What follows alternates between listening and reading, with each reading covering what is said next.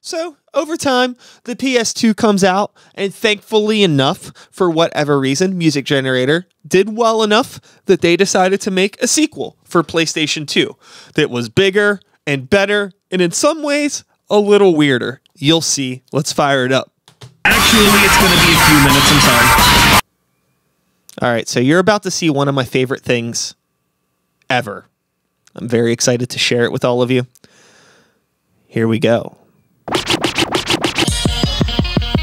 Yeah, it's going down. This is Funk Master Flex in the MTV studios, and we are here because of the new MTV Music Generator 2, baby.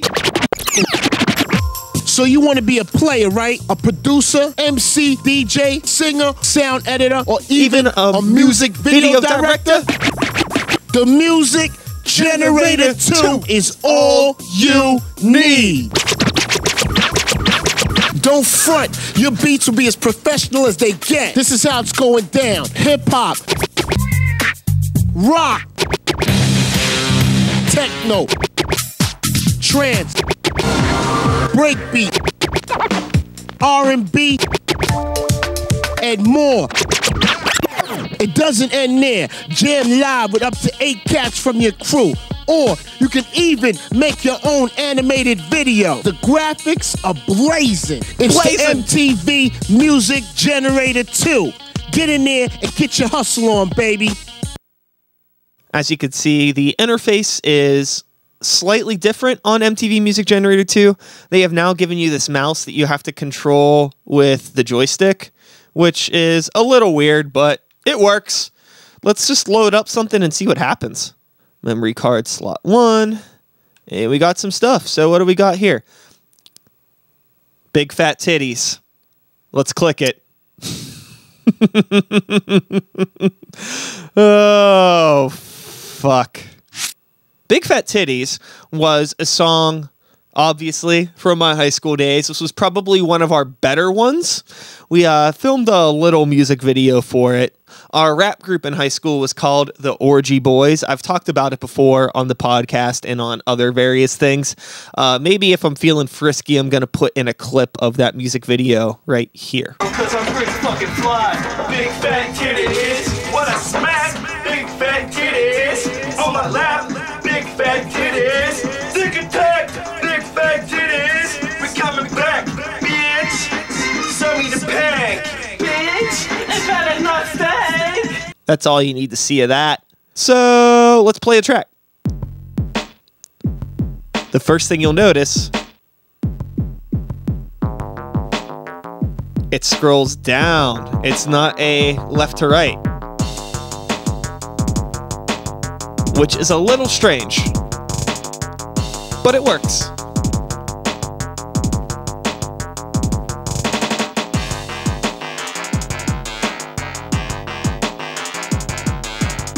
Let's see what this OB1 track is all about.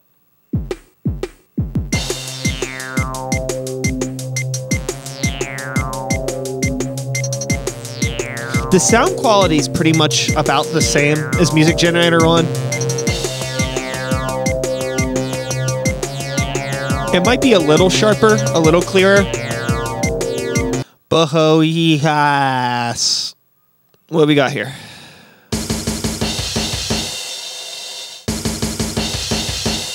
Okay, so this is going to be just a drum track. So this was from an old project that we had that was called Butter, where we recorded guitars on top of programmed drums and vocals. At this point, I had got a computer to record the audio out from the PlayStation into the computer with a DAW. Was using Magic's Audio Studio Deluxe 7 or something like that.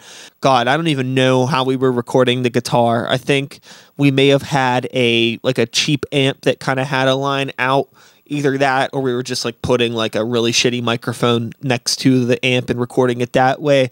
The stuff didn't sound very good. I still have a lot of it around. I'm sure that I could find it. I know that there's definitely live footage of us playing shows that I could convert at some point in time.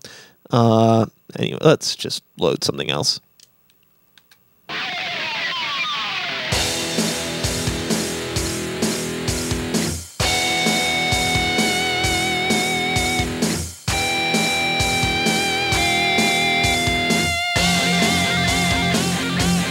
What?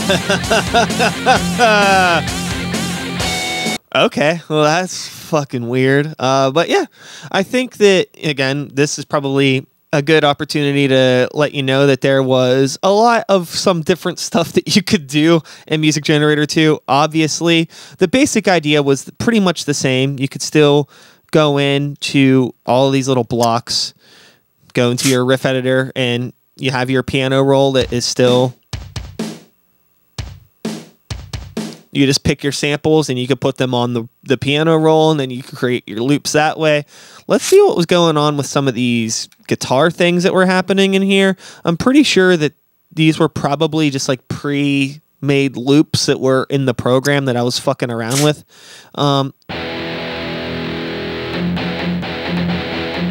Well, I still kind of programmed that. It sounds like shit, but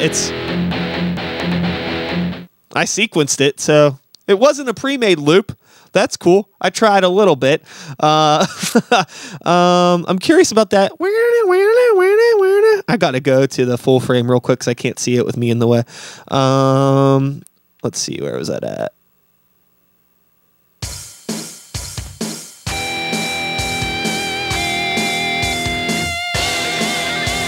I'm guessing it's this.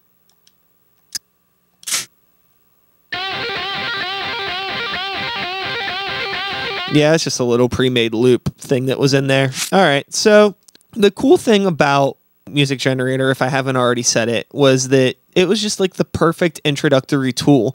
So you have control over your effects and all that stuff. Then it gives you a rhythm section, bass, one channel for bass, that's all you need, and then a lot of melody. All right, so that's kind of how they set things up here.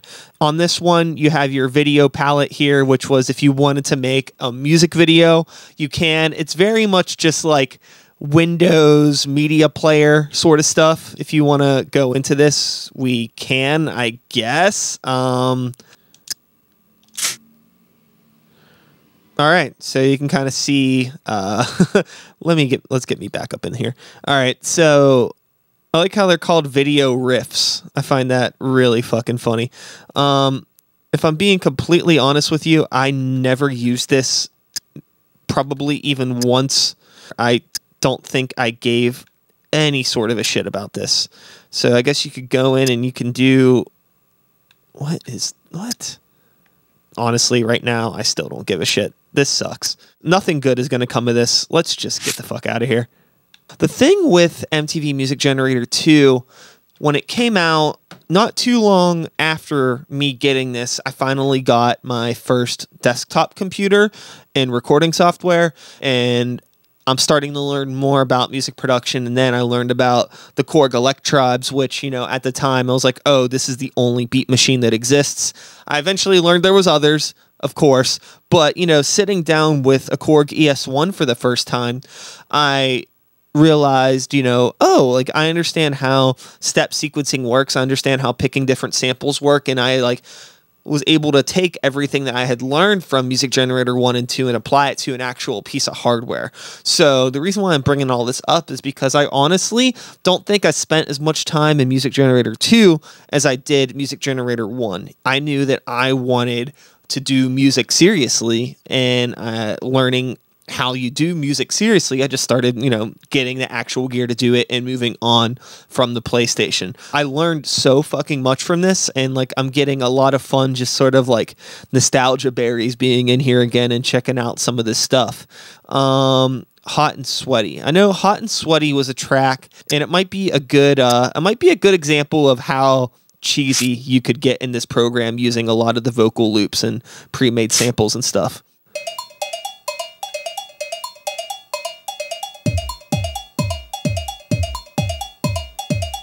You're all so hot and sweaty.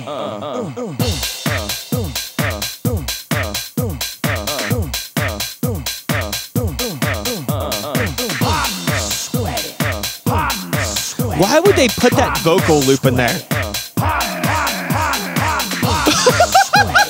Oh no! Fuck. Where was that at? Is it this square here? Who? Why is that a thing? Okay, it's not that one. Is it in here? I guess it has to be.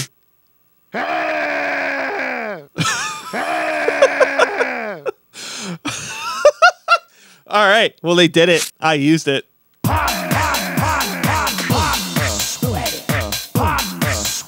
Okay.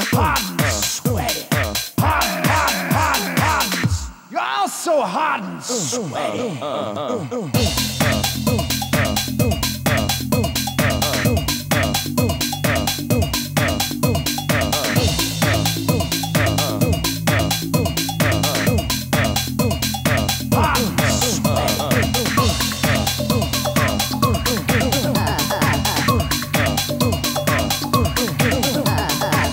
There's some pretty cool, like, you know, it's not much, but like these little neat little vocal. Like I was like, you know, learning how to do weird, dumb shit like that. And I always thought it was a lot of fun to go in and manipulate stuff and try to make some bullshit.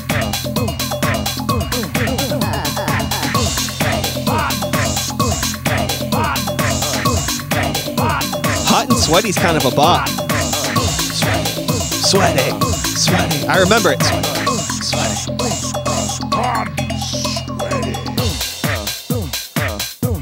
All right. I don't know where this is going, if it's going anywhere exciting, but fuck it. Let's load up one more. I'm starting to have fun, man. Like, there's just so much goofiness in here.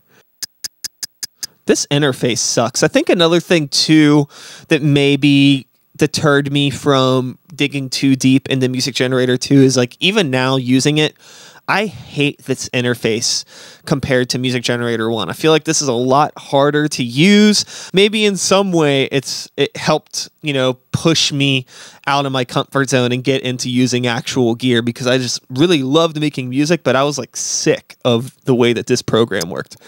Let's figure out what this SSSS is. I like how even back then you could tell I was completely over trying to name songs.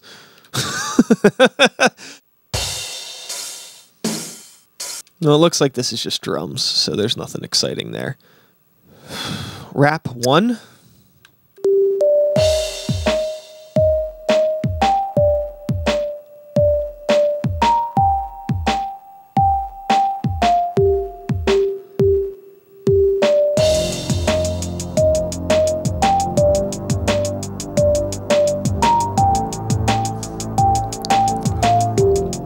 I guess this is, you know, maybe the origins of my dark introspective self. Obviously pretty moody. All right. I mean, again, there wasn't a huge bank of sounds, but one of the things that I noticed when I was going through this that I never paid much attention to when I was younger, just because I guess it just didn't make sense to me at the time, but they did make a sampler kit for this. The MTV Music Generator 2 sampler kit. Be a DJ. Order now. It's a USB adapter, microphone, and audio sampling cable that lets you sample directly into Music Generator 2. I knew nothing about this at the time.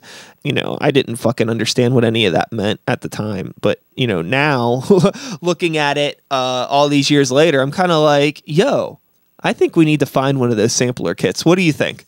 So yeah, I found one. There's one on eBay. It's $240. I don't know how rare these are or like if this is worth it. I mean, I don't think I want to spend fucking $240 on this if I'm being completely honest with you, but it is pretty neat to see this thing. Maybe I can just keep looking and find one that's maybe not in box or something that's a little bit cheaper. So, you know, the saga is to be continued, I suppose. With all that being said, I hope you had a good time watching this. I look forward to doing some more with this in the future. So yeah, the MTV Music Generator 2. It taught me a lot. It started me. It got me on my path. And, you know, video games aren't all bad. They never were. Until next time, take care of yourselves. Take care of the people around you. Peace.